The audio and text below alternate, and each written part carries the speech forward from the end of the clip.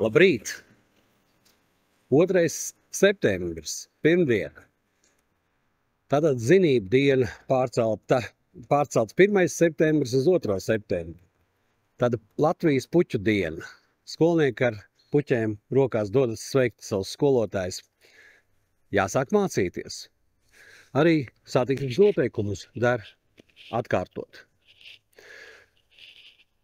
Ko es gribu atgādināt visiem vecākiem bērniem? Satiksmes noteikumu 15. punktu. Gājēju pasažieru pienākumi. Tad 15. punktā rakstīts gājējiem pirms gāja pārējas šķērsošanas. Jāpārliecinās par drošību. Jāpārliecinās, vai tiešām tiek dots ceļš, vai auto vadītājs ir viņus pamanījis.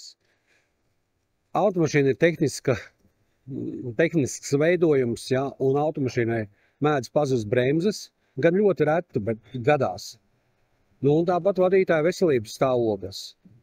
Gadās, kad nereti raksta internetā, vadītājiem vadot automašīnu paliek slikti, ir arī bēdīgāk gadījumi.